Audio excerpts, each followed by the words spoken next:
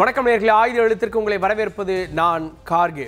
தொகுதி மறுவரையறை செஞ்சா மக்கள் தொகை கட்டுப்படுத்திய மாநிலங்களுக்கு தண்டனை கிடைக்கும்.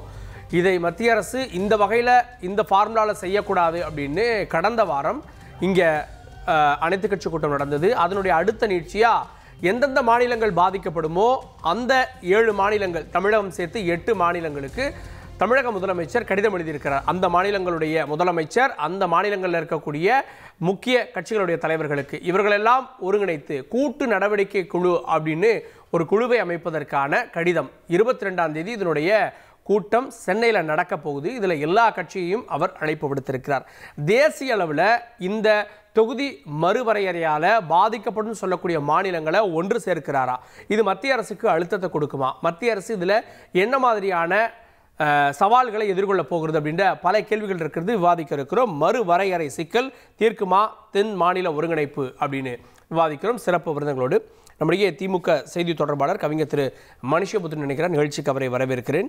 வலதுசாரி ஆதரவு நிலைப்பாட்டுடன் திரு எம் குமார் நினைக்கிறார். அவரின் நிகழ்ச்சிக்கு வரவேற்கிறேன். நான் முதல்ல திரு மனுஷபுத்திரன் அவர்கள்ட்ட, தமிழ்நாட்டில் இருந்து தான் இந்த முதல் குரலை எழுப்பியிருக்கோம். தமிழ்நாட்டு அரசியல் கட்சிகளே குறிப்பாக அதிமுக போன்ற கட்சிகளே கேள்வி எழுப்புறாங்க, எங்கே இதனுடைய முதல் குரல், எங்கே இந்த பிரச்சனை தொடங்குச்சு அப்படின்னு கேட்குறாங்க. ஆனால் இன்னைக்கு 7 மாநிலங்களை தமிழ்நாடை சேர்ந்து ஒரு 8 மாநிலங்களை ஒருங்கிணைக்கிறது அப்படின்றது சாத்தியமா? ஒரு கடிதம் எழுதியிருக்கோம். இது அடுத்து கூட்டு நடவடிக்கை குழுவா இல்லை அடுத்ததாக ஒரு பெரிய போராட்டமாக நடக்கும்னு நினைக்கிறீங்களா?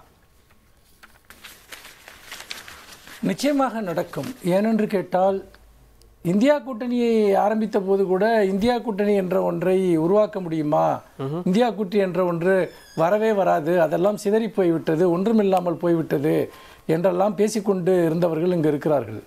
அப்படிப்பட்ட நிலையில் இந்தியா கூட்டணி ஒரு தேர்தலில் ஒரு மிகப்பெரிய சக்தியாக போட்டியிட்டது நமக்கு தெரியும். அப்படி பல கட்சிகளை இணைப்பதில் தமிழ்நாடு முதலமைச்சர் அவர்கள் ஒரு மிகப்பெரிய பங்கை வகித்தார் என்பதும் நன்றாக தெரியும். அப்படி இருக்கிற போது மாநிலங்கள் ஒன்றுபட்டு நிற்கக்கூடியது என்பது இது முதல் முறை அல்ல. கடந்த காலங்களில் கூட்டாட்சி தத்துவத்தின் அடிப்படையில் கூட்டணி ஆட்சிகள் நடைபெற்றிருக்கின்றன. பொதுவான இலக்குகளை கொண்டு ஆட்சி மாற்றங்கள் கூட கடந்த காலங்களில் நடந்திருக்கின்றன. அப்படி இருக்கிற போது மாநிலங்கள் ஒரு பிரச்சனைக்காகவோ அல்லது ஒரு அதிகார மாற்றத்திற்காகவோ ஒன்றிணைவது என்பது இது ஒரு புதிய விஷயம் அல்ல. ஆனால் இந்த பிரச்சனை ஒரு மிகப்பெரிய பிரச்சனை. இந்த பிரச்சனையை இது ஒரு தமிழ்நாட்டினுடைய பிரச்சனையாக மட்டும் தமிழ்நாடு முதலமைச்சர் அவர்கள் பார்க்கவில்லை. இது தேசிய அளவிலான ஜனநாயகத்திற்கான ஒரு பிரச்சனையாக, மக்கள் பிரதிநிதித்துவம் சார்ந்த ஒரு பிரச்சனையாக, மாநில உரிமைகள் சார்ந்த பிரச்சனையாக தமிழ்நாடு முதலமைச்சர் அவர்கள் இதை பார்க்கிறார். தமிழ்நாடு முதலமைச்சர் இது எல்லாருக்குமான பிரச்சனைன்றாரு. ஆனா மற்ற மாநிலங்கள் அந்த ஆங்கிள் யோசிப்பாங்களா? ஏன்னா சந்திரபாபு நாயுடு சொல்றாரு, இது பத்தி எந்த தகவலும் வரல, அப்ப எப்படி கருத்து தெரிவிக்க முடியும்னு கேட்கிறாரு. இப்ப தமிழ்நாட்டுக்கு இருக்கக்கூடிய அச்சம் இத்தனை மாநிலங்களுக்கு இருக்கு. ஆனா அதே இல்லை, அதாவது சந்திரபாபு நாயுடு அவர்கள் அதில் நேரடியாக தன்னுடைய கருத்தை தெரிவிக்காவிட்டாலும் மக்கள் தொகையை கட்டுப்படுத்தியதால் ஆந்திராவுக்கு ஏற்பட்டுள்ள பாதிப்புகளை பற்றி தொடர்ச்சியாக பேசி வந்திருக்கிறார் என்பதை இங்கே நினைவூட்ட விரும்புகிறேன். அதாவது நீங்கள் நிதி ஒதுக்கீடுகளை குறைப்பது, இப்படி பல விஷயங்களில் ஆந்திரா பாதிக்கப்பட்டிருக்கிறது என்பதை கடந்த காலத்தில் சந்திரபாபு நாயுடு அவர்கள் தொடர்ச்சியாக பேசியிருக்கிறார். அதோடு நாம் பொருத்தி பார்க்கிற போது இந்த பிரச்சனையை முன்கூட்டியே உணர்ந்து திராவிட முன்னேற்றக் கழகம் குரல் எழுப்புகிறது. நான் இங்கே வேறொரு விஷயத்தையே சுட்டிக்காட்டினால் இது உங்களுக்கு எளிமையாக நமக்கு இதை சொல்ல முடியும். அதாவது இந்தியை ஒரு தேசிய மொழியாக அறிவிக்க வேண்டும் அல்லது ஒரு அலுவல் மொழியாக அறிவிக்க வேண்டும் என்கிற ஒரு பிரச்சனை வந்தபோது அப்பொழுது தமிழ்நாடு அதை மிக கடுமையாக எதிர்த்தது. அறிஞர் அண்ணா மிக கடுமையாக அதை எதிர்த்தார். அதன் அடிப்படையில் நேரு அவர்கள் இந்தியை ஏற்றுக்கொள்வதா இல்லையா என்று ஒரு 15 ஆண்டு கால அவகாசம் என்பது கொடுக்கப்பட்டது. அந்த 15 ஆண்டு கால அவகாசம் முடிகிற சமயத்தில் தமிழ்நாடு ஒரு மிகப்பெரிய போராட்டத்தை கண்டது. உங்களுக்கு நன்றாக தெரியும், அதுதான் இந்திய எதிர்ப்பு போராட்டம். ஏனால் 15 ஆண்டு காலம் முடிந்தவுடன் இந்திய அலுவல் மொழியாக முழுக்க கொண்டு வந்து விடுவார்கள் என்ற நிலை வந்தபோது தமிழ்நாடு ஒரு ரத்தம் செறிந்த போராட்டத்தை நடத்தியது. அதே போன்ற ஒரு சூழ்நிலையை இன்றைக்கு இவர்கள் உருவாக்க விரும்புகிறார்களா என்று தெரியவில்லை. ஏனென்று கேட்டால் அதே போல காலக்கெடு, அதாவது மக்கள் தொகையின் அடிப்படையில் நாடாளுமன்ற தொகுதிகளை நிர்ணயிப்பது என்கிற ஒரு முடிவு, அது 1973க்கு பிறகு அந்த முடிவை 25 ஆண்டுகளுக்கு அன்றைக்கு பிரதமராக இருந்த இந்திரா காந்தி அவர்கள் தள்ளி வைக்கிறார். அதற்கு பிறகு வாஜ்பாய் அவர்களுடைய ஆட்சி காலத்தில் மேலும் 25 ஆண்டு காலம், அதாவது மக்கள் தொகை கணக்கின் அடிப்படையில் அல்லாமல் இப்போது இருக்கக்கூடிய அந்த விகிதாச்சார பிரதிநிதித்துவமே இருக்க வேண்டும் என்ற முடிவை ஏன் எடுத்தார்கள் என்று சொன்னால், மக்கள் தொகை கட்டுப்பாடு என்பது ஒரு சீராக இந்தியா முழுக்க நடைபெறவில்லை. மாறாக தமிழ்நாடு உள்ளிட்ட தென்னிந்திய மாநிலங்கள் இன்றைக்கு முதலமைச்சர் அவர்கள் சுட்டிக்காட்டியிருப்பது போல ஒன்றிய அரசு கொண்டு வந்த பல வளர்ச்சிக்கான திட்டங்களுக்கு பெரும் பங்களிப்பை தமிழ்நாடு உள்ளிட்ட மாநிலங்கள் செலுத்தின. தென்னிந்திய மாநிலங்கள் எப்படி என்று சொன்னால், ஒரு புறம் மக்கள் தொகை கட்டுப்பாடு, இன்னொரு புறம் கல்வி வளர்ச்சி, இன்னொரு புறம் பெண்கள் முன்னேற்றம், இன்னொரு புறம் சுகாதாரம், அதாவது சுகாதாரம் மற்றும் மருத்துவம், இது அனைத்தையும் ஒருங்கிணைந்து நாம் முன்னெடுத்ததன் காரணமாக மக்கள் தொகை கட்டுப்பாட்டில் மிக வெற்றிகரமாக கேரளம், தமிழ்நாடு, ஆந்திரா போன்ற மாநிலங்கள் ஒரு பெரும் வெற்றியை ஈட்டின. ஆனால் இது அங்கு நடைபெறவில்லை. அப்படி இருக்கிற போது நாடு முழுக்க ஒரே விதத்தில் மக்கள் தொகை கட்டுப்பாடு நடந்திருந்தால் பிரச்சனையே இல்லை. ஆனால் அப்படி நடக்கவில்லை. இந்த சூழ்நிலையில் தான் 2 முறை 25 ஆண்டு காலம் நீட்டிப்பு கொடுக்கப்பட்டது. இப்போ என்ன பிரச்சனை என்று சொன்னால், அதாவது தமிழ்நாட்டில் இதை பாஜக மட்டும்தான் எதிர்த்து கொண்டிருக்கிறது என்றால், பொதுவாக இந்தியா முழுக்க இருக்கக்கூடிய பாஜக அவர்கள் என்ன செய்கிறார்கள் என்றால், அவர்களுடைய மாநிலம் சார்ந்து ஏதாவது பிரச்சனை வந்தால் அந்த பாஜகவினர் அவர்கள் ஒன்றியத்தில் அவர்கள் ஆட்சி இருந்தால் கூட தங்கள் மாநிலத்திற்காக குரல் கொடுக்கிறார்கள், தங்கள் மாநிலத்தின் உரிமைக்காக குரல் கொடுக்கிறார்கள். இந்தியாவிலேயே தமிழ்நாட்டில் இருக்கக்கூடிய பாஜக மட்டும்தான் தங்கள் சொந்த அண்ணாமலை சொல்றாரு, தமிழ்நாட்டுக்கு எந்த இடங்களும் குறையாது, நீங்க 7.18% சொல்றீங்க, அதுவும் குறையாதுன்றாரு. அதை நம்பலையா நீங்க? அத நல்ல கேள்வி வந்துட்டு இந்த உத்தரவாதத்தை கொடுக்க வேண்டியது, இப்ப உதாரணமா அந்த 73ல் கொடுக்கப்பட்ட அந்த நீட்டிப்பை நீங்கள் எடுத்துக்கங்க, அல்லது வாஜ்பாய் அவர்கள் காலத்தில் கொடுத்த அந்த நீட்டிப்பையும் எடுத்துக்கங்க. இது எல்லாமே அரசியல் சாசனப்படி 84ஆம் பிரிவில் திருத்தம் மேற்கொண்டு அளிக்கப்பட்டதா, அல்லது ஏதாவது ஒரு இது காங்கிரசினுடைய அல்லது பாஜகவினுடைய மாநில தலைவரோ அல்லது செய்தி தொடர்பாளர்களோ சொன்னதன் அடிப்படையில் அந்த திருத்தம் அந்த ஒரு தள்ளி வைப்பு என்பது செய்யப்பட்டதா? சரி, உள்துறை அமைச்சர் சொல்றாரு. அண்ணாமலை நம்ப வேணாம் சார், உள்துறை அமைச்சர் சொல்றாரு. இல்லங்க, இல்ல இது சட்டப்படியான இல்ல. இப்போ அவர்கள் நாடாளுமன்றத்தில் 844 இடங்களுக்கு மேல் அதிகரித்திருக்கிறார்கள். தொடர்ந்து நாடாளுமன்ற இடங்களை அதிகரிப்பது பற்றி, அது பெண்களுக்கான இடஒதுக்கீடாக இருக்கலாம், இன்னும் பல பிரச்சனைகளில் அமித்ஷா அவர்களும் பிரதமர் அவர்களும் தொடர்ந்து பேசியிருக்கிறார்கள். அதே போல மக்கள் தொகை கணக்கெடுப்பின் அடிப்படையில் தொகுதி மறுவரை செய்யப்பட்டால் தென்னிந்திய மாநிலங்கள் தொகுதிகளை இழக்க நேரிடும் என்பதை தேர்தல் பிரச்சாரத்தின் போது பிரதமர் அவர்களே சொல்லி இருக்கிறார். இது ஏற்கனவே ஒரு புகையை தொடங்கிவிட்ட வெளிப்பட தொடங்கிவிட்ட.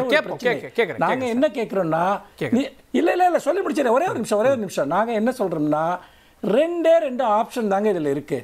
2 ஆப்ஷன். அதாவது இப்ப இருக்க அதே 534 தொகுதிகள் அப்படியே இருக்கும் அப்படின்னு சொன்னா, இந்த தொகுதிகளை திரும்ப ரீடிஸ்ட்ரிபியூட் செய்கிற போது, அதாவது மக்கள் தொகை கணக்கெடுப்பின் அடிப்படையில் ரீடிஸ்ட்ரிபியூட் செய்கிற போது தமிழ்நாடு 39லிருந்து 31 குறையும் என்பது ஒரு விஷயம். இன்னொன்று, விகிதாச்சார அடிப்படையில் நாங்கள் அதிகரிப்போம் என்று அவர்கள் சொன்னால், இப்போ ஒரு அடிப்படையான ஒரு பிரச்சனையை நீங்கள் எடுத்துக்கொள்ளுங்கள். இப்போ ஒரு மக்கள் தொகை கணக்கெடுப்பின் அடிப்படையில் தொகுதிகள் எண்ணிக்கை அதிகரிக்கிறது. அதாவது இப்போது இருக்கக்கூடிய 534லிருந்து ஒரு 700 தொகுதியே வருகிறது என்றால், அதில் எத்தனை சதவீதம் அது பார்த்தீங்கன்னா அந்த எந்தெந்த மாநிலங்களுக்கு உயரும்? இதைத்தான் முதலமைச்சர் அவர்கள் திரும்ப கேட்கிற போது, ஒரே நிமிஷம் கொடுங்க. அப்படி உயர்கிற போது உத்தரப்பிரதேசத்திற்கு அதனுடைய சதவீதம் அதிகமாகவும் தமிழ்நாட்டினுடைய சதவீதம் குறைவாகவும் ஆகிற போது, உதாரணமாக தமிழ்நாட்டுக்கு ஒரு 10 தொகுதிக்குள்ள கிடைச்சிட்டு இப்போ ஊபிக்கு 40-50 தொகுதிகள் கிடைக்குது அப்படின்னு சொன்னா, மக்கள் தொகை கணக்கெடுப்பின் அடிப்படையில் விகிதாச்சாரம் என்ற விஷயம் அடிபட்டு போய் ஆட்டோமேட்டிக்கா அவங்களுக்கு ஒரு அட்வான்டேஜ், ஒரு பிரிவிலேஜ் வந்துடும். அவர்கள் வட இந்திய மாநிலங்களை மட்டும் அடிப்படையாக வைத்து இந்தியாவை ஆளலாம் என்று நினைக்கிறார்கள். நிராகரிக்கின்றன என்று தெரிந்தவுடன் தென்னிந்தியாவினுடைய அரசியல் அதிகாரத்தை அவர்கள் பறிப்பதற்காக அவர்கள் இந்த சதி செயலில் ஈடுபட்டிருக்கிறார்கள். திரு குமார் அவர்கள்ட்ட இப்போ இந்த பிரச்சனை இத்தனை மாநிலங்கள் ஒன்று சேர்ந்தா அது மத்திய அரசுக்கு பெரும் சிக்கல் இல்லை. 7 மாநிலங்கள், ஒன்று அங்கே இருக்கக்கூடிய முதலமைச்சர்கள் கடிதம் எழுதுறாங்க, அல்லது பிரதான எதிர்க்கட்சி கடிதம் எழுதியிருக்காங்க. இவர்கள் ஒன்று சேர்ந்தாலே இது மத்திய அரசுக்கு பெரும் சிக்கலை ஏற்படுத்தாதா? யூகத்துக்கு எல்லாமே யூகமாக இருந்தால் என்ன சார் அது நியாயம்? அது மக்கள் தொகை அடிப்படையில் யாருக்கு குறையும்? ஒரே நிமிஷம். வலதுசாரி ஆதரவு நிலைப்பாட்டோடு திரு எஸ் ஸ்ரீராமன் நிகழ்ச்சிக்கு அவரை வரவேற்கிறேன். ஓகே, இப்போ 51ல் நம்ம 51 வேண்டாம், 71 அவ்வளோ பழசாக போகணும். 76ல் நம்மளுடைய தமிழ்நாட்டுடைய பாப்புலேஷன் 4.5 லட்சம் கோடி, 4.5 கோடி, இன்னைக்கு 8.5 கோடிக்கு மேலே டபுளாக இருக்கு. அதே இது உத்தரப்பிரதேசில் 3 மடங்காக இருக்கிறது, பீகாரில் 3 மடங்காக இருக்கிறது, கேரளாவில் கிட்டத்தட்ட ஓரளவுக்கு கேரளா தான் ஃபேமிலி பிளானிங்கில் கரெக்டாக பண்ணியிருக்காங்க. அதை ஒழுங்காக பண்ண கேரளா 94% லிட்ரேச்சர் ரேட்டு அங்கே இருக்குது.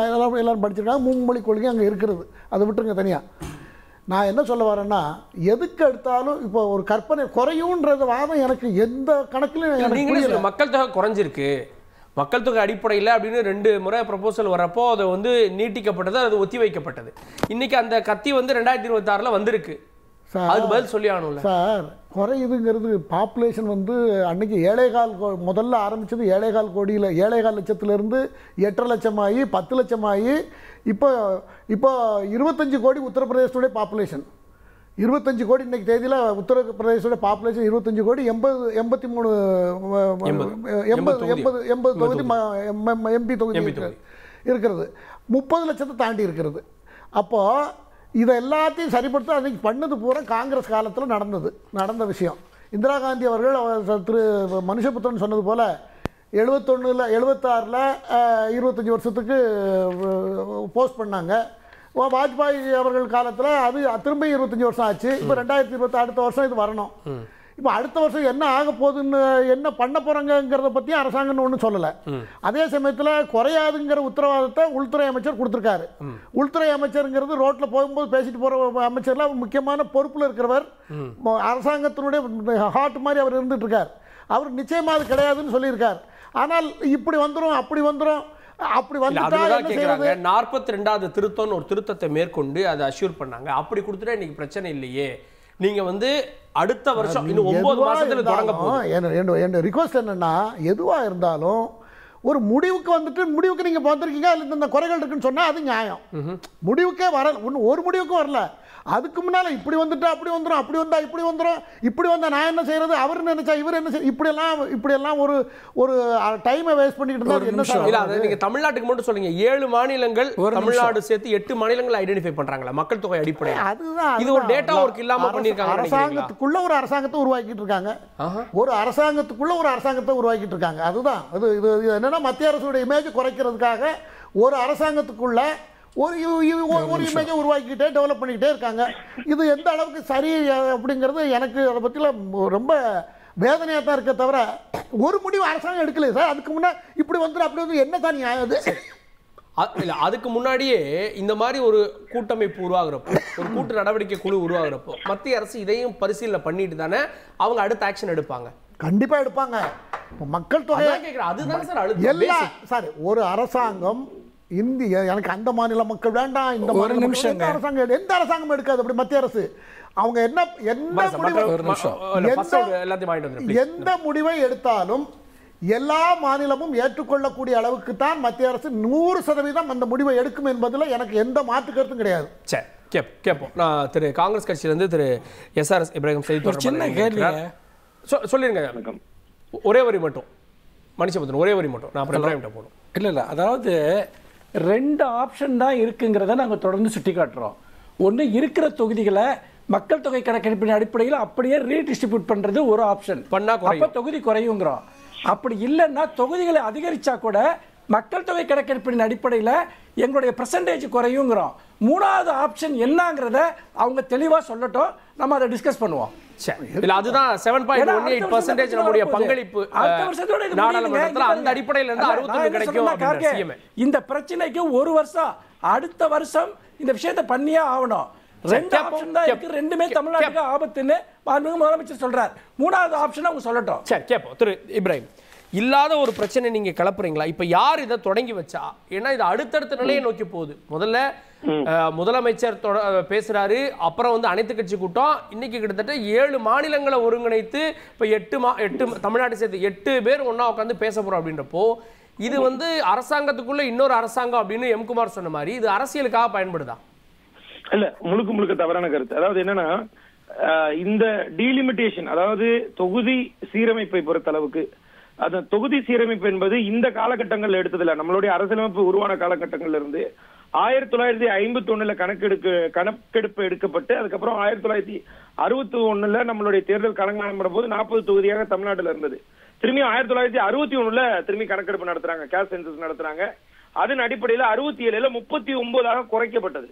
பின்பு 1976 அன்றைக்கு இரும்பு பெண்மணியாக இருக்கக்கூடிய எங்களுடைய முன்னாள் அமரர் இந்திரா காந்தி அம்மையார் அவர்கள், நம்மளுடைய முன்னாள் பிரதமர் அவர்கள் 1976 இந்த குடும்ப கட்டுப்பாடு சட்டத்தை கொண்டு வந்த போது எல்லாரும் சர்ச்சையாக இந்த கேள்வி எழுப்புறாங்க. என்னன்னா, நீங்க குடும்ப கட்டுப்பாடு கொண்டு வந்துட்டீங்க, அப்ப கேஸ்ட் சென்சஸ் நடத்தும் போது எக்காரணத்தை கொண்டு நம்மளுக்கு தொகைகள் கம்மியாகவோ அதிகமாகவோ வாய்ப்பு இருக்கிறது அப்படின்னு சொன்னபோது இந்த குடும்ப கட்டுப்பாடு மேம்பாடு திட்டத்துக்காக இந்த கருவூல திட்டத்தை கட்டுப்படுத்துவதற்காக தமிழகம் மட்டுமின்றி இந்தியா முழுவதும் சரியாக அந்த கவனத்தை கொண்டு வந்து அதற்காக 25 ஆண்டு காலம், சரியாக 25 ஆண்டு காலம் இடைவெளி எக்காரணத்தை கொண்டோம் இந்த டீலிமிட்டேஷன் கமிஷன் ஃபார்ம் பண்ணக்கூடாது. 25 ஆண்டு காலம் நீங்கள் இதை வைத்தே இந்த டீலிமிட்டேஷன் ஆக்ட் 1951, 1961, 1976 ஒரு அமெண்ட்மெண்ட் ஆக்டை அந்த சட்ட விதியை அமலாக்கம் செய்து நாடாளுமன்றத்தில் அதுல விதியாக கொண்டு வர செய்யப்பட்டது காங்கிரஸ் அரசு. இப்போ 1976 இருந்து கணக்கெடுத்துட்டீங்கன்னா 25 வருடம் கழித்து 2001 இந்த ஆண்டு காலம் முடிவடைந்து விட்டது. முடிவடைந்த பின்பு வாஜ்பாய் அரசு என்று இருந்தது. உங்களுக்கு எல்லாம் தெரியும், இந்த ஒரே ஒரு எம்பி இவங்க சொல்றாங்களே, ஒரு எம்பி கூட்டலோ குறைத்தலோ இதனால என்ன பாதிப்பு இருக்க போகிறது, ஒரே எம்பியில தாங்க வாஜ்பாய் அரசு கவுந்துச்சு, இதை மறந்து விட வேணாம். அதே நேரத்துல எக்காரணத்துக்கு 2002 வாஜ்பாய் அவர்கள் திரும்பியும் 25 ஆண்டு காலம் திரும்பி அதே அமெண்ட்மெண்ட்டை 1951, 1961, 1976 அமெண்ட்மெண்ட் ஆக்ட 2002 சொல்லி மாத்தி அவர் திரும்பியும் இந்த 2026 வரைக்கும் அதோடைய கால அவகாசம் இருக்கிறது. 26க்கு அப்புறம் இந்த டீலிமிட்டேஷன் கமிஷன் தானாகவே, அதாவது தானாகவே ப்ரொவோக் செய்யப்படும். இது கான்ஸ்டிடியூஷனல் அமெண்ட்மெண்ட். இல்ல அதுக்கு ஒரு கமிஷன் அமைக்கணும் சார். இல்ல அதுல அதனுடைய தொடக்கம்ன்றது ஒரு கமிஷன் அமைக்கணும். அதுல உச்சநீதிமன்ற நீதிபதிகள்ல தொடங்கி அரசியல் கட்சிகளுடைய பிரதிநிதிகள், மாநில பிரதிநிதிகள், இப்படி எல்லாருமே ஒருங்கிணைந்த ஒரு கமிஷனா தானே அது இருக்கும். அந்த ப்ராசஸ் தொடங்காதப்போ இது ரொம்பவுமே டூ இயர்லி அல்லது இதை என்ன நோக்கத்துக்கு முன்னாடி வெளிப்படுத்துறீங்கன்ற கேள்வி வைக்கிறாங்க. Very good question கர்கே. இப்ப என்னன்னு கேட்டீங்கன்னா, அதாவது இந்திய புதிய நாடாளுமன்றம் கட்டும் போது மக்களவையில் இருக்கக்கூடிய இருக்கைகளுடைய எண்ணிக்கை 888 இருக்கப்பட்டது. அதே நேரத்துல மாநிலங்களவையில இருக்கக்கூடிய இருக்கை எண்ணிக்கைகள் 324 கட்டமைக்கப்பட்டிருக்கு. அப்போ புதிய நாடாளுமன்றம் கட்டும் போது இந்திய நாட்டு பிரதமர் அவர்கள் 2023 மே 28 சொல்றாரு, நாம் எல்லாம் நாடாளுமன்ற உறுப்பினர்களையும் மாநிலங்களவையுடைய உறுப்பினர்களையும் அதிகமாக கூடிய காலகட்டத்தில் நாம் எல்லாம் காணவிருக்கிறோம் என்று இந்திய நாட்டு பிரதமர் சொன்னதின் அடிப்படையில் தான் இன்றைக்கு நம்மளுடைய மாண்புமிகு முதலமைச்சர் ஸ்டாலினாக இருக்கட்டும், பல்வேறு கட்சி தலைவராக இருக்கட்டும், இந்த டீலிமிட்டேஷன் ஆக்ட் வந்தா நம்மளுடைய தமிழ்நாடு மிகப்பெரிய ஒரு தொகுதி சீரமைப்பின் கீழே நம்மளுக்கு குறைவாக்கப்படும். இது நாட் ஒன்லி ஃபார் தமிழ்நாடு, இது தமிழ்நாட்டுக்கு மட்டுமல்ல, தென் மாநிலங்கள் எல்லாம் இதில் குறைபடப்படும். காரணம் the total fertility rate TFR கருவூல விகிதம் என்பது 1981 சரியாக 3.8% இருந்தது. இன்றைக்கு 2021 அந்த TFR ரேட் கேட்கப்படுகிறது. ராஜ்யசபால கொஸ்டின் நம்பர் 4254 கேட்கிறாங்க. அப்ப தெளிவாக சொல்கிறார்கள் 1.8% தான். அதாவது ஒரு பெண்மணிக்கு 1.8% குறைத்து காட்டி இருக்கிறது தமிழக அரசு. இப்ப நம்ம என்ன கேட்கிறோம்னா, தமிழக மக்கள் இப்ப நாங்க என்ன கேள்வி கேட்கிறோம், ஒரு சட்டத்தை மத்திய அரசு கொண்டு வந்ததை சரியாக பயன்படுத்திய எல்லா மாநிலங்களையும் நீங்கள் வஞ்சிப்பது என்பது எக்காரணத்தை கொண்டு சரியான முறையாகுமா? இப்ப தென் மாநிலங்கள் எல்லாம் குடும்ப கட்டுப்பாடு சட்டத்தை, கருவூல விகிதத்தை சரியான முறையில் அன்றைக்கு இருந்த தாசில்தார்ல இருந்து, அன்றைக்கு இருந்த விஓல இருந்து ஒவ்வொரு கிராமம் சென்று எவ்வாறு குடும்ப கட்டுப்பாடு சரியாக வைக்க வேண்டும் என்று கிராமமாக பிரச்சாரம் செய்தார்கள். அதற்கு கிடைத்த தமிழக மக்கள் கொடுத்த வெற்றி இது. இது எல்லாம் தென் மாநிலங்களுக்குமான வெற்றி. அப்படி இருக்கும்போது நம்ம உங்களுக்கு தெரியும், அதாவது இந்திய நாட்டுடைய மக்கள் எண்ணிக்கை அதிகமாகிவிட்டால் அதற்கேற்பால் போல ஜிடிபி இருக்கணும். அது இருக்கு, அதோட அதிகமான ரேட் அதிகமான நம்மளுக்கு குறைக்க பார்த்தாங்க. ஒரே செகண்ட் இதை மட்டும் சொல்லிடுறேன். டிஎஃப்ஆர் ரேட்டை கண்ட்ரோல் பண்ண வேண்டிய உத்தரப்பிரதேச மாநிலம் 5.8% இன்னைக்கு 3.8 இருக்கிறது. அங்க சரியாக கருவூல விகிதம் சரியான முறையில் கடைபிடிக்கவில்லை. ஆனால் இருந்த போதும் அவங்களுக்கு அதிகமாகிறதும் நம்மளுக்கு தண்டனை கொடுக்குறீங்களான்னு கேக்குறீங்க. இல்ல, தமிழகத்தை வஞ்சிக்கிற நோக்கோட தான் இருக்குது. முதலமைச்சர் எல்லா மாநில முதல்வர்களும் அறிக்கை விடுறாரு, அழைப்பு விடுகிறார். கேப்போம் நான் திரு ஸ்ரீராம். 8 மாநிலங்கள் ஒருங்கிணைகிறப்போ இதில் வந்து என்ன அடிப்படையில் வந்து அவங்க கூட்ட போகிறாங்க குறைக்க போகிறாங்கன்னு தாண்டி முதல்ல அது பேஸே தொடங்குறதுக்கு முன்னாடியே ஒரு 8 மாநிலங்கள் ஒன்றா உட்காந்து ஒரு கூட்டு நடவடிக்கை குழுன்னு ஒன்று தொடங்கிட்டா மத்திய அரசுக்கு அது பெரிய அழுத்தத்தை கொடுக்காதா? இந்த அடிப்படையில் இவங்க வலியுறுத்துகிற அடிப்படையில் தான் நடவடிக்கை எடுக்க வேண்டிய தேவை ஏற்படும்ல. முதல்ல இந்த 2 கட்சியும் ஏதோ ஒரு போராட்டத்தை இப்போ சொல்கிறாங்களே, இந்த மாநில உரிமைன்றதை இவங்க கடந்த காலத்தில் ஏதாவது ஒரு தமிழ்நாட்டோட மாநில உரிமையை மீட்டெடுத்துன்னு வந்திருக்காங்களா? இல்லை எந்தெந்த மாநில உரிமையை இவங்க ஆண்டபோது இந்த மாநிலத்திலேருந்து எடுத்துட்டு போகும்போது காங்கிரஸ் எடுத்துன்னு போகும்போது இன்னி இருக்கக்கூடிய அரசாங்கம் முதலமைச்சரோ திமுகவோ சரி அந்த மாநில உரிமையை எங்கள் உயிர் போனாலும் நாங்கள் விட்டு கொடுக்க மாட்டோம்னு விட்டு கொடுக்காம இருந்திருக்காங்களா? மாநில உரிமை பேசுறது மாநில பங்களிப்பு வேற நெக்ஸ்ட் அல்ல இவங்க சொல்றது ஆரம்பிச்சது தமிழ்நாட்டுல 8 தொகுதி முடியும் 8 தொகுதி வந்து லூஸ் பண்ணுவாங்க. பொறுமையா கேட்கணும். ஒரு டென்ஷன் ஆகுது. அவங்க இந்த டிராமா பண்றம்போது சொல்றது வந்து பொறுமையா கேட்கணும். இல்ல வார்த்தை இல்ல நாங்க வந்து சொல்றம்போது ஏன் அத டிராமான்னு சொல்றேன்னா அது தெரிஞ்சு தான் சொல்றேன். ஏன் அதை டிராமான்னு சொல்றேன்னா நீங்க மாநில உரிமைக்காக இந்த தமிழ்நாட்டுக்கு இந்த காங்கிரஸும் சரி இந்த திமுகவும் சரி 2004 இருந்து 2014 பண்ண அநியாயத்தை பேசினாலே இந்த மாநில உரிமையை பேசுவதற்கு இவங்களுக்கு 2 பேருக்குமே அந்த லோக்கல் இருமொழி கொள்கை யார் கொண்டு வந்தா? காங்கிரஸ் எதிர்த்துன்னு கேக்குறாங்க. எனக்கு இருமொழி கொள்கை யார் கொண்டு? இருமொழி கொள்கை நீங்க காங்கிரஸ் எடுத்துட்டு வந்தீங்க. அதுக்கப்புறம் என்ன பண்ணீங்க? ஒண்ணு இல்லங்க. நான் இருக்கு சார், இப்ப வரைக்கும் இருக்குல்ல. இப்போ ஜல்லிக்கட்டு எடுத்துன்னு வந்த போது அத ஒரு காட்டு மிராண்டி பாஷை, அதாவது என்ன அதை பேன் பண்ணா கூட பரவாயில்ல, ஒரு மூத்த காங்கிரஸ் தலைவர் தமிழக மக்களை பார்த்து ஒரு காட்டு மிராண்டியான விளையாட்டுன்னு சொல்ற போது நம்ம ஏன் அமைதியா இருக்கோம்? நமக்கு அது தன்மானத்துக்கு ஒரு இழுக்கா பார்க்கலையா? அது நம்மளுடைய விளையாட்டுக்கு ஒரு மாநில உரிமையா பார்க்கலையா? அன்னைக்கு வாய் மூடி மௌனமாக 10 அமைச்சர்களும் இருந்த நீங்கள் இன்னைக்கு தமிழ்நாட்டுக்கு ஒரு பாதகம்னா நாங்க தான் இங்க நிக்கிறோம்னா யாரும் உங்களை ஏத்துக்க போறது இல்ல சார். அது பிரச்சனை இல்ல பிரச்சனை தமிழ்நாடு இல்ல. இன்னைக்கு தமிழ்நாட்டை தாண்டி 8 மாநிலங்கள் ஆயிடுச்சு சார். எங்கேயும் இல்ல.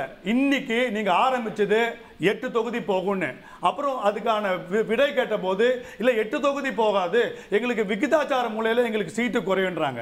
இப்போ அந்த 7.12% 18% போகாதுன்னு சொன்ன உடனே திருப்பி வேற ஏதாவது இவர்களுடைய இருமொழி கொள்கையின் மிகப்பெரிய ஃபெயிலியர்.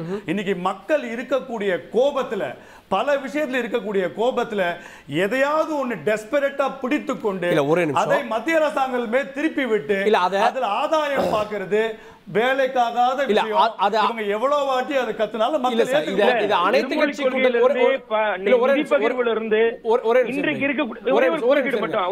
தமிழ்நாட்டுல பிரச்சனையா பாக்குறப்போ அனைத்து கட்சி கூட்டம் கூட்டினப்போ நீங்க சொன்னீங்க டைவர்ட் பண்றாங்கன்னு 8 மாநிலங்கள் ஒண்ணு சேர்றப்போ அந்த மாநிலங்கள் இதை யோசிக்க மாட்டாங்களா? அதுல அவங்களுக்கு உண்மையிலே குறைதுனா தானே வருவாங்க. 8 மாநிலங்கள்ல எதிர்க்கட்சி எந்த மாநிலம் சேர்றாங்க? தமிழ்நாடு, கேரளா, கர்நாடகா, தெலுங்கானா, ஆந்திரா, ஒடிசா, மேற்கு வங்கம், பஞ்சாப். இண்டி கூட்டணி ஒன்னா சேர்ந்தா பெரிய விஷயம்.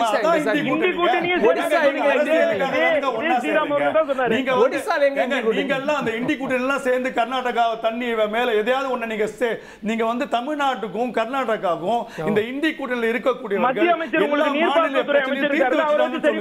அவங்க எல்லாரும் சொன்னா அவர்கள் மக்கள் நீங்கள் ஒன்னாக அரசியல் அதிகாரத்தை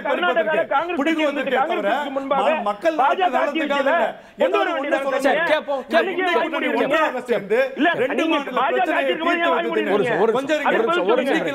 காங்கிரஸ் பார்த்து கேட்கிறேன். இன்னைக்கு கர்நாடகா காங்கிரஸ் எழுத்தாப்புல மேகதாது கட்டக்கூடாதுன்னு திரு SRS இப்ராஹிமோ இல்ல அவர்களுடைய தலைவரோ உண்ணாவிரதம் இருப்பாரா? அண்ணாமலை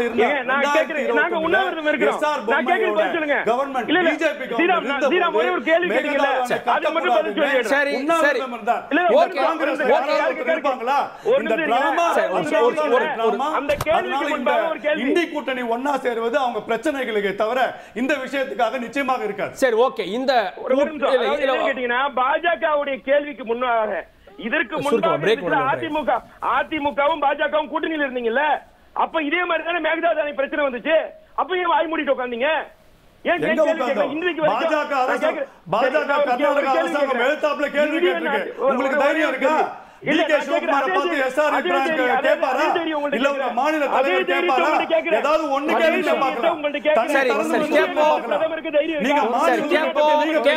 கேப்போ ரைட் ஓகே திரு மணிஷபுத்திரன், இருமொழி கொள்கை விவகாரம் இப்போ ஃபெயிலியர் ஆயிடுச்சு, அதனால அதை டைவர்ட் பண்றதுக்காக இதை கையில் எடுத்துறீங்க அப்படின்னு குற்றம் சாட்டுறாங்க.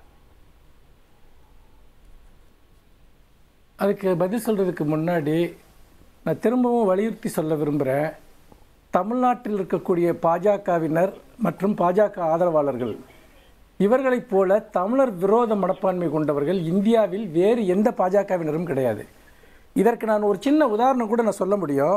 நேற்று நடந்த ஒரு விஷயம், அதாவது ஆர்எஸ்எஸ் தலைவர் பியாஜி ஜோஷி என்ன சொல்கிறாரு அப்படின்னு சொன்னால் ஒரு இந்தி மொழியுடைய ஒரு ஆதிக்கம் அல்லது இந்தி தான் மிக மிக முக்கியம் அப்படின்னு பேசுகிறப்போ அதுக்கு கடுமையான எதிர்வினையை யார் பட்னாவிஸ், அதாவது பாஜக முதல்வர் பட்னாவிஸ் தெரிவிக்கிறார். என்ன தெரிவிக்கிறாரு?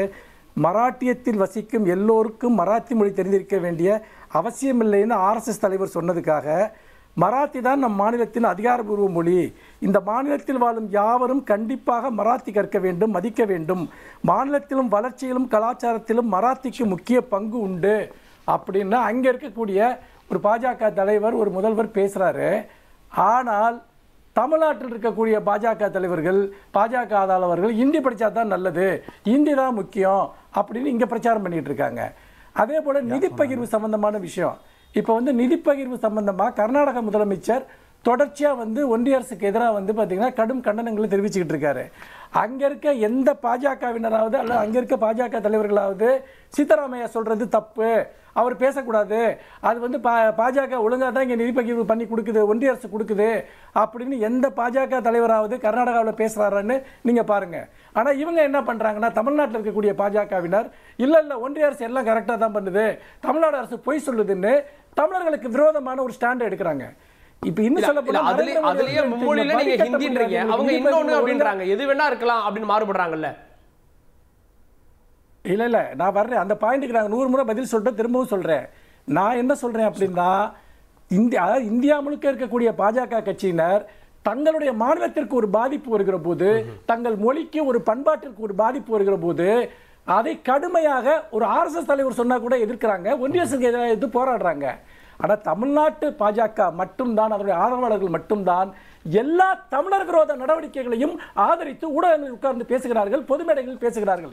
ஏன் தமிழ்நாட்டு மக்கள் இவர்களை கடுமையாக தொடர்ந்து நிராகரிக்கிறார்கள் என்பதற்கு இதைவிட சான்று தேவையில்லை. இந்தியா முழுக்க இருக்கக்கூடிய எல்லா பாஜக கட்சியும் எடுத்து நான் சொல்ல தயாரா இருக்கேன், மாநிலத்தில் இருக்கக்கூடிய பாஜகவை அப்படி பார்க்கிற போது இவர்கள் அடிப்படையிலேயே தமிழ் விரோதம், தமிழ் பண்பாடு, தமிழர் அரசியல் எல்லாவற்றிற்கும் எதிரானவர்கள் என்பதில் எந்த மாற்று கருத்தும் இல்லை. இன்னொன்று, தமிழுக்கு இவங்க என்ன பண்ணாங்க, அவங்க என்ன பண்ணாங்க, திமுக என்ன பண்ணிச்சுன்னா திமுக தான் எல்லாமே பண்ணிச்சு. இன்னைக்கு தமிழை அழிப்பதற்காக செய்யப்பட்ட அனைத்து முயற்சிகளையும் திமுக தான் தடுத்து நிறுத்திச்சு. அதாவது இவர் பார்த்தீங்கன்னா ஜல்லிக்கட்டுக்கு தடை வந்தப்போ அதற்கு விதிவிலக்கு பெற்ற மாநிலம் தமிழ்நாடு, கலைஞர் அவர்களுடைய ஆட்சி. தங்கள் உரிமைகளை மீட்பதில் அல்லது உரிமைகளை பாதுகாப்பதில் எப்போதும் பின்தங்கியது கிடையாது. தொடர்ந்து ஒன்றிய அரசோடு போராடி இன்னும் சொல்ல போனால் எமர்ஜென்சியை எதிர்த்தவர்கள் நாங்கள், ஒன்றிய அரசுடைய பல கொள்கைகளை எதிர்த்தவர்கள் நாங்கள். இந்திக்கு எதிரான மிகப்பெரிய போராட்டத்தை நடத்தி இந்தியா முழுக்க மும்மொழி கொள்கை வந்த போது இருமொழி கொள்கை தமிழ்நாட்டில் திமுக இன்னைக்கு இருமொழி கொள்கை விவகாரம் இன்னைக்கு திமுக தெரியாது இல்ல அவங்க சொல்றது இன்னைக்கு இருமொழி கொள்கை விவகாரம் இன்னைக்கு சொல்லுங்க போல இருக்கு. ஆனா அது ஃபெயிலியர் அப்படின்றாங்க இன்னைக்கு எடுத்துக்கக்கூடிய இருமொழி ஆதரவு. இல்ல நான் என்ன சொல்றேன்னா சார் நான் என்ன சொல்றேன்னா இந்த அரசினுடைய சாதனைகள், இந்த அரசு எவ்வளவு தேர்தல் வாக்குறுதிகளை நிறைவேற்றி இருக்கிறது, எவ்வளவு மக்கள் நலத்திட்டங்களை கொண்டு வந்திருக்கிறது. அதாவது பெண்களுக்கு மாதம் கொடுக்கக்கூடிய 1000 ரூபாய் அல்லது மாணவ மாணவிகளுக்கு கொடுக்கக்கூடிய 1000 ரூபாய், மகளிருக்கான பேருந்து திட்டங்கள், இலவச நிலப்பட்டா வழங்கக்கூடிய விஷயங்கள், இப்படி அதே போல வீட்டுமனை பட்டாக்களை வழங்கக்கூடியது, இப்படி எல்லா தரப்பு மக்களுக்கான நலத்திட்டங்கள் ஒருபுறம், இன்னொன்று பொருளாதார வளர்ச்சியில் அவங்க ஒன்றிய அரசு கொடுத்த ரிப்போர்ட் எடுத்து படிக்க சொல்லுங்க சார். நீங்க வேற ஒண்ணுமே பண்ண வேண்டாம், அங்க கொடுக்குற எதையுமே கேட்க வேண்டாம். இருங்க ஒரு நிமிஷம் இருங்க. தொழில் வளர்ச்சியில தமிழ்நாடு இன்னைக்கு எந்த இடத்துல இருக்கு, அதே போல சுகாதாரத்துல எந்த இடத்துல இருக்கு, கல்வியில எந்த இடத்துல இருக்கு, நீங்க ரூல் பண்ற ஸ்டேட் அவ்வளவு எந்த இடத்துல இருக்கு, எங்களை விட எங்க பின்னாடி இருக்கு. தமிழ்நாட்டுடைய சுகாதார சார் ஒரே ஒரு நிமிஷம் சார், தமிழ்நாட்டினுடைய சுகாதார வளர்ச்சியையோ குஜராத்தோட சுகாதார வளர்ச்சியை எடுத்துட்டு ஒப்பிட சொல்லுங்க. நாங்க கொடுத்த ரிப்போர்ட் இல்ல, ஒன்றிய அரசு கொடுத்த ரிப்போர்ட். அவ்வளவு தூரம் பின்தங்கி சீரழிச்சு போயிருக்க மாநிலங்களை நீங்க ஆண்டுகிட்டு இருக்கீங்க. ஆனா திமுக திராவிட கட்சிகள் ஒரு மிகப்பெரிய வளர்ச்சியை தமிழ்நாட்டில் கொண்டு வந்திருக்கு. பொருளாதாரத்தை பாதுகாத்திருக்கிறோம், அனைத்து தரப்பு மக்களுடைய வளர்ச்சியை நாங்கள் பாதுகாத்திருக்கிறோம். ஆனால் இவர்களுக்கு தமிழ்நாட்டை பற்றியோ தமிழர்களை பற்றியோ திமுகவை பற்றியோ குறை சொல்வதற்கு ஸ்ரீராம் போன்றவர்களுக்கு எந்த அருகதையும் கிடையாது. ஏனென்றால் தமிழ்நாட்டினுடைய உரிமைகளுக்காக ஒரு வார்த்தை அவர்கள் வாழ்நாளில் தமிழ்நாட்டின் நலனுக்காக ஒரு வார்த்தை பேசிட்டு கிடையாது. தமிழர் விரோதிகள் தமிழ்நாட்டை கேள்வியா கொண்டு போறேன். பாஜக எதிர்க்கட்சியா இருந்தா கூட மாநில அரசு குரல் கொடுத்தா அவங்களும் சேர்ந்து குரல் கொடுக்குறாங்க. பல மாநிலங்கள்ல தமிழ்நாட்டில் இருமொழி வேணும் அப்படின்றாங்க. ஆனால் பாஜக மும்மொழி வேணுன்றாங்க, இன்னும் ஹிந்தி வேணுன்றாங்க, கையெழுத்து இயக்கம் நடத்துறாங்க அப்படின்னு. இதெல்லாம் தமிழர்களுக்கு எதிரான நடவடிக்கையை பார்க்குறாங்க அப்படின்னு. நீட்டு கையெழுத்து இயக்கம் நடத்துகிற மாதிரிலாம் ட்ராமாலாம் பண்ண மாட்டாங்க. அவர் சொன்னார் பார்த்தீங்களா, கர்நாடகாவில் வந்து காங்கிரஸ் கவர்மெண்ட்டை பிஜேபி ஆதரிக்கிறாங்க, தமிழக பாஜக தான் விரோதிகள்னு சொன்னார் பார்த்தீங்களா, டயலாக் ஒன்று. சித்தராமையாஸ் கிளைம் இந்த பிப்ரவரி மாதம், Siddaramaiah's claim about centre not releasing grants is a lie, says Bommai. Chief Minister Sitharam claims that release of not, we will stand with the government if they speak the truth. உண்மையை பேசினால் அந்த பாஜக நாங்கள் உங்கள் பின்னால் இருப்போம், பொய் பேசினால் உங்கள் பின்னால் இருக்க மாட்டோம் அப்படின்னு எஸ்ஆர் பொம்மை இந்த பிப்ரவரி மாதம் சொல்லியிருக்காரு. ஸோ ஆகையனால இதனமோ பாஜக இவர்கள் சர்டிஃபிகேட்லாம் நமக்கு வேணாம், இவங்க இந்த நீட்டில் என்ன ட்ராமா பண்ணாங்கன்னு தெரியும். நீட்டோட முதல் கையெழுத்து போடுவோம்னு சொன்னாங்க. அப்போ தமிழின மக்களின் துரோகிகள் இவங்க தானே. நாங்கள் வந்தால் ஒரே கையெழுத்தில் நீட்டை முடிப்போம் என்று சொன்னவர்கள் லட்சம் கையெழுத்து பின்னாடி அவசியம் என்னாச்சு? காவிரி மேலாண்மை வாரியத்தோட தீர்ப்பை நீங்க வெளியிடாமல் 5 வருஷம் அதை கிடப்பில் போட்டு அதை சுப்ரீம் கோர்ட்டுக்கு ஜெயலலிதா அவர்கள் மீண்டும் போய் அவர்கள் மூலமாக ஆணையை பெற்று ரிலீஸ் பண்ணது காரணம் என்ன? இங்க உட்காரக்கூடிய எஸ்ஆர் இப்ராஹிம் கட்சியும் திமுகவும் தான் அன்று மத்தியில் ஆண்டது. அன்று மாநிலத்தில் இவர்கள் இருவரும் இதே தமிழ்நாட்டை சேர்ந்தவர்கள். இவர்கள் துரோகிகளா இல்ல இங்கே உட்கார்ந்து நாங்கள் பேசும் நாங்கள் துரோகிகளா?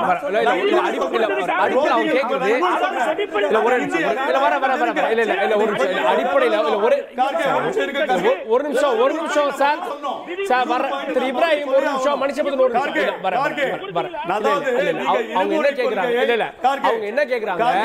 நீங்கள் இருமொழி கொள்கையை உங்கள் தலைவர்களும் உங்கள் அமைச்சர்களும் உங்கள் பிள்ளைகளும் உங்கள் பேரர்களும் எல்லாரும் அந்த சமச்சீர் கல்வியில் படித்தால் ஒரு நிமிஷம் நன்றாக படிக்கலாம், சிபிஎஸ்இ படிக்கலாம், சமஸ்கிருதம் படிக்கலாம், நாங்கள் இதைதான் நாங்கள் எதிர்க்கிறோம். இப்ராஹிம் மாறுபட்ட கருத்து இருக்கு. ஏன் ஒரு அரசு பெயிண்ட் அடிச்சிட்டு இருக்கா? இந்திய தாய்மொழியா படிச்சவன் தமிழ்நாட்டுல பெயிண்ட் அடிச்சிட்டு இருக்கா? இந்த மாதிரி தலைகுறவா பேசாதீங்க. அப்படி நீங்க இந்தி கூட்டணியில போய் பேச முடியாது, அவங்க அடிச்சிடுவாங்க. இந்த மாதிரி நீங்க தலைகுறவா பேசுறீங்க. இப்ராஹிம் போக முடியாது. சண்டை வேண்டாம் இப்ராஹிம் மட்டும் பேசணும். வேண்டாம் ராகுல் வேண்டாம் இப்ராஹிம். இந்த மாதிரி இந்தி ஸ்ரீராம் வேண்டாம். இப்ராஹிமுக்கு கோபம் வர வேண்டும். ஏனால் ராகுல் இல்ல இப்ராஹிம் மட்டும் ஒரு நிமிஷம் இல்ல சார், அது உங்களுக்கு தான் வந்து சேரும். இப்ராஹிம் போற்றி பேசினால் சொன்ன ஒரே வார்த்தை, அங்க இருந்து இந்திக்கார பெயிண்ட் அடிக்கிறா, உண்மைதானே? நாங்க தமிழை போற்றி பேசுகிறோம். அது ஏன் இங்க இருக்கக்கூடிய தமிழ் குடியா ஒரு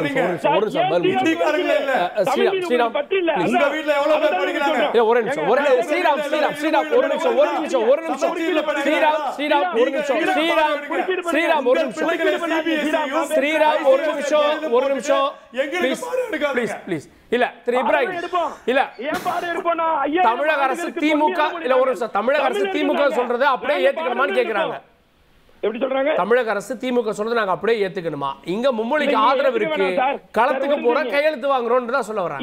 இவங்க சொல்ற மும்மொழிய இன்றைக்கு மைனாரிட்டி பாஜக அரசு இருக்கக்கூடிய ஆந்திர பிரதேசோட சந்திரபாபு நாயுடு அவர்கள் தெளிவாக சொல்றாரு. என்ன சொல்றாரு?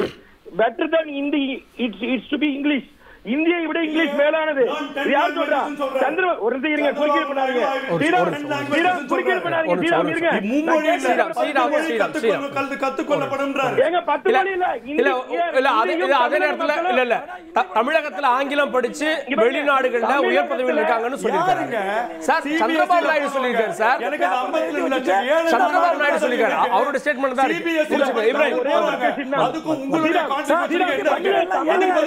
சார். எல்லாரும் பேச வேண்டாம். எதுனா மக்களுக்கு புரியாது. ப்ளீஸ் இப்ராஹிம் அதான் சொல்றேன். அரசாங்கத்துக்கு என்ன செய்யறோம்னு சொல்றேன். ஃபர்ஸ்ட் ஒரு கேள்வி கேட்டீங்கல்ல. இல்ல ஒரு இருங்க. ஏங்க நீங்க 2014ல எந்த அளவுக்கு டீ ஆத்தினார் டீ மாஸ்டர் எங்களுக்கும் தெரியும். கேக்குறதுக்கு மட்டும் பதில் சொல்லுங்க. அதாவது நான் யாரையும் பொறுப்பு இல்ல. 3 வாட்டி 0 வாங்கிருக்கீங்க. நான் யாரையும் சொல்லல. டெல்லில 3 வாட்டி 0. நோ ஹேட்ரிக் காங்கிரஸ் ஹேட்ரிக் 0 குறிப்பிடவில்லை. மறந்துடாதீங்க. யாரையும் குறிப்பிடவில்லை. இல்ல சார், நீங்க அப்படி சொன்னால அதோட பொருள் தப்பா இருக்கும். அதை அவாய்ட் பண்ணுங்க. இல்ல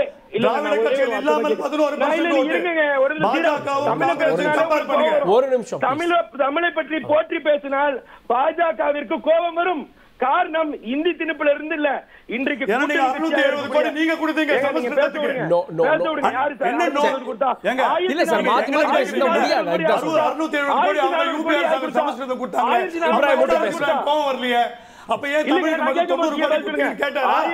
1400 கோடி இன்றைக்கு நாங்க செஞ்சோம்ல. 1400 கோடி உங்களுடைய வெட்ட வெளிச்சமாச்சுங்க. உங்களுடைய அரசியல் முடிச்சிரட்டும். நான் வரேன். ஸ்ரீராம், என்னோட நேரத்தை நீங்க எடுத்துக்காதீங்க. தமிழை பத்தி போற்றி பேசினா உங்களுக்கு கோபம் வரும். பாஜக தமிழக தலைவர்கள் எல்லாரும் கோவம் வருது. ஆனா உங்களுக்கு கூட்டணியில இருக்கிற எனக்கு கோவம் வருங்க. தமிழை பத்தி ஜல்லிக்கட்டை காட்டு மிராண்டி விளையாடுன்னு சொன்னது நீங்க. திரு குமார், இறுதி கருத்து சார். இப்போ நடக்காத ஒண்ணுக்கு நடந்ததாக நினைச்சுக்கிட்டு நடந்துரும்னு நினைச்சுக்கிட்டு எல்லாத்தையும் நடந்துட்டு நடந்த பிறகுதான் சார் சொல்லணும். நடக்கிறதுக்கு முன்ன நடக்காததை நடந்ததாக நடந்து அப்புறம் வேலையே இல்லையா முதலமைச்சருக்கு? எந்த வேலையும் இல்லையா? அதுல என்ன கேக்குறாங்க, நீங்க நடக்கும் அப்படின்றது டக்குனு தான பண்றீங்க. ஒரு மத்திய அரசு நாங்க இப்படி செய்ய போறோம், இந்த மாதிரி பண்ணியிருக்கோம்னு ஒரு எண்டு கொடுத்தா கூட நீங்க விவாதம் பண்ணாலும் நாங்களும் உங்க நியாயம் இருந்தால் நாங்களும் பேசுறோம். நாங்க 2 பேரும் அப்படி பேசக்கூடிய ஆளுங்க தான். நான் கண்டிப்பாக பேசுவோம். நம்ம ஏன்னா நாங்கள் இருக்கிற தமிழ்நாடு எங்களுக்கு தமிழ் மொழி தாய்மொழி, தமிழ்நாடு எங்கள் தாய் நாடு. ஆனால் எதுவுமே வராமல் ஒன்றுமே இல்லாமல் டீலிமிட்டேஷன் பேர் மட்டும் தான் வந்திருக்கு. அதுக்குள்ளே இவ்வளவு உத்தேவ பண்ணுனா அவருக்கு லெட்டர் எழுதுறது, இவருக்கு லெட்டர் எழுதுறது, எல்லாரும் வந்த உடனே நல்ல பஜ்ஜி வடையும் சாப்பிட்டு போகிறாங்க. வேறு என்ன நடந்துடும்? ஒன்றும் நடக்காது.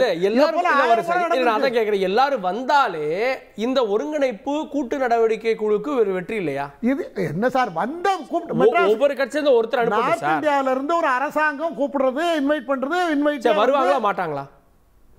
அதெல்லாம் எப்படி சார் ஜோசியமா சொல்ல முடியும்? வந்தாலும் தப்பு இல்லை, வரலனாலும் தப்பு இல்லைன்னுங்கிறது என்னுடைய வாதம். அவங்க வந்து அழகா சாப்பிட்டு ஏற்கனவே ஒரு கூட்டத்துக்கு வந்துட்டு போனாங்களே, மம்தா பானர்ஜி வந்தாங்க, எல்லாரும் வந்துட்டு போனாங்க இல்லையா? நிதிஷ்குமார் கூட ஒரு தடவை வந்தார், கூப்பிட்டாங்களே. சரி, பழைய மாஜி முதலமைச்சர் கருணாநிதியோட நண்பர்கள்னு சொல்லிட்டு எல்லாரும் வருவாங்க. அதனால் நான் என்ன சொல்ல வரேன், தமிழ்நாடு முதலமைச்சர், நான் ஒரே ஒரு கருத்தை மட்டும் சொல்லிட்டு முடிச்சுக்கிறேன் சார். அதாவது ஒரு மாநிலத்துக்கு முதலமைச்சர் வந்து சட்டமன்ற உறுப்பினர்களால் முதலமைச்சர் தேர்ந்தெடுக்கப்படுகிறார். ஆனால் பிரதமர் மத்தியில் எப்படின்னா மாநிலங்களிலிருந்து தேர்ந்தெடுக்கக்கூடிய லோக்சபா எம்பிக்கள், மாநில கட்சிகளிலிருந்து தேர்ந்தெடுக்கக்கூடிய ராஜ்யசபா எம்பிக்கள், இவங்க 2 பேரும் சேர்ந்ததாங்க மத்திய அரசு.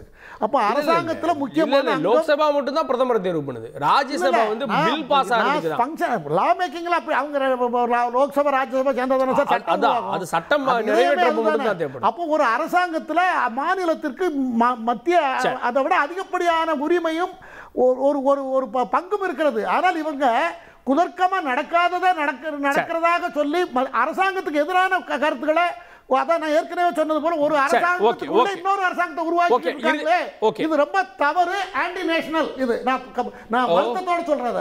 வெரி ஆன்டி நேஷனல் ஆக்டிவிட்டி தான் இது. மணிசபுத்திரன், இறுதி கருத்து சுருக்கமா. யார் என்ன கேக்குறீங்களா? எஸ் மணிசபுத்திரன் என்ன கேக்குறீங்களா? எஸ். இல்லை, அவரு இந்த ஏதோ ஆன்டி நேஷனல்லாம் பேசினார். வந்துட்டு விவாதத்தில் தோற்கிற சங்கிகள் எல்லோருமே சொல்லக்கூடியது மற்றவர்களை பார்த்து ஆன்டி நேஷனல் என்பதுதான். இன்னொன்று, முதலமைச்சர் அவருக்கு வேலை இல்லையான்னு கேட்குறாரு. குமார் தன்னை மாதிரி அவரையும் நினச்சிக்கிட்டாருன்னு நினைக்கிறேன். அவர் தான் வேலை இல்லாம டெய்லி உட்காந்து டிவியில் வந்து ஏதாவது டிவியில் இல்ல, பேசிட்டு சார், இருக்காரு. தனிப்பட்ட நபரை அடுத்த விஷயம் வந்து சாப்பாட்டை பத்தி பேசிட்டு இருக்காரு, வந்து சாப்பிட்டு போவாங்கன்னு. அவருக்கு எதுல ஈடுபாடு இருக்கோ குமாருக்கு அதை மற்றவங்கள்ட்டையும் சொல்றாரு. சாப்பாடுங்கிறது அவருடைய அடிப்படை இன்ட்ரெஸ்ட். அதுக்கு அரசியல் பிரச்சனைக்கு எந்த சம்பந்தமும் இல்லை. நான் ரெண்டு பாயிண்ட்டை தான் நான் கிளியர் பண்ண விரும்புகிறேன். நடக்காத ஒன்று இது நடந்ததா சொல்கிறாங்கங்கிறாரு. ஒன்று கேட்குறேன், டிமானிசேஷன் ஒன்று இந்தியாவில் நடக்கும்னு யாராவது கற்பனை பண்ணியிருப்பீங்களா? ஒரு நைட்டில் அது நடக்கும்ட்டு. காஷ்மீர் 3 துண்டுகளாக உடைக்கப்படும்ட்டு எந்த விவாதம் இல்லாமல் யாராவது அதை நம்பியிருப்பீங்களா? நீங்கள் சொன்னால் நாங்கள் என்ன சொல்கிறோம்னா 2 பாயிண்ட் தான். ஒன்று வந்து 2026 டெட்லைன், அடுத்த வருஷம் டெட்லைன். அப்போ அரசியல் சாசன திருத்தப்படி இந்த பிரச்சனையில் ஒரு முடிவெடுத்தாக வேண்டும். அடுத்த வருஷம் மக்கள் தொகை கணக்கெடுப்பு நடத்த போறாங்க. அப்போ மக்கள் தொகை கணக்கெடுப்பின்படி அந்த பாராளுமன்ற உறுப்பினர்களுடைய விகிதாச்சாரம் இருக்கும் என்று சொன்னால் நல்லா கேளுங்க, அப்போ என்ன நடக்கும்? ஏன்னா தமிழ்நாட்டில் மக்கள் தொகை கட்டுப்படுத்தப்பட்டிருக்கிறது, தென் மாநிலங்களில் கட்டுப்படுத்தப்பட்டிருக்கிறது, வட மாநிலங்களில் மக்கள் தொகை அதிகமாக இருக்கிறது. அப்போ ஆட்டோமேட்டிக்கா தொகுதி இழப்பு ஏற்படும். இந்த தொகுதியை ரீடிஸ்ட்ரிபியூட் பண்ணா தொகுதி குறையும். கேளுங்க ஒரு நிமிஷம், அவங்க இவ்வளவு பேசிட்டு இருக்காங்க. அப்போ மக்கள் தொகை கணக்கெடுப்பின் அடிப்படையில் தொகுதிகளை நீங்கள் வந்து என்ன அதிகரிச்சா கூட எத்தனை பெர்சன்டேஜ் இப்ப இருக்க தமிழ்நாட்டுக்கு இருக்கக்கூடிய 7.1 அந்த பெர்சன்டேஜ் வந்து அது குறையும். அப்போ எங்களுக்கு அப்படியே அதே தொகுதி கூட இருக்கட்டுங்க, ஆனா எங்களை விட வந்து அதிகமான தொகுதிகள் வந்து உத்தரப்பிரதேசத்திற்கோ பீகாருக்கோ கிடைக்கிற போது அந்த அதிகார சமநிலை குலைக்கப்பட்டு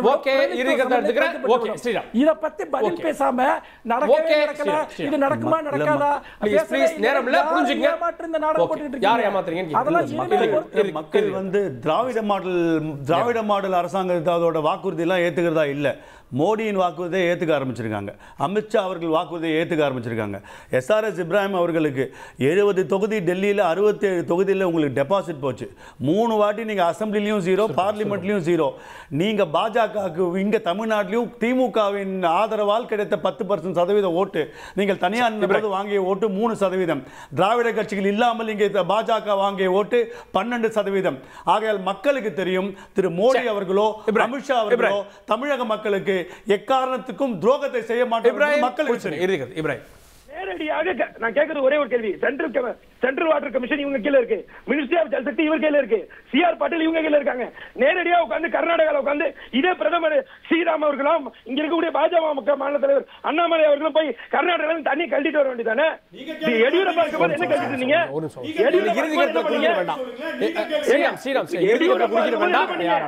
எடியூரப்பா இருக்கும்போது என்ன பண்ணீங்க? பொம்மை அவர்கள் இருக்கும்போது என்ன பண்ணீங்க? நாங்க கேட்கிறோம் ஒரே ஒரு விஷயம் தாங்க. இவர்கள் தென் மாநிலங்களை வஞ்சிப்பதற்கான காரணம், தொகுதியை கம்மி செய்வதற்கான காரணம், வட மாநிலங்கள் எங்கும் இவர்களுடைய மதவாத அரசியல் எடுபட்டு விட்டது, தென் மாநிலங்களில் எடுபடவில்லை. அதன் காரணமாகத்தான் இந்த தொகுதி மறையறதுக்கான முதல் வேலையை கட்டும் போது 888 சீட்டை கட்டினாங்க. அதுதான் காரணம். பாப்போம் பொறுத்திருந்து பாப்போம். 22ஆம் தேதி கூட்டத்திற்கு யாரெல்லாம் வர்றாங்க, அடுத்த நகர் என்னென்ன பொறுத்திருந்து பார்க்கல. இந்த சிறப்பு விருந்துகளுக்கு நன்றி, பார்த்தவங்களுக்கும் நன்றி நேயர்களே. தொடர்ந்து இணைந்தீர்கள் தந்தி தொலைக்காட்சியுடன்.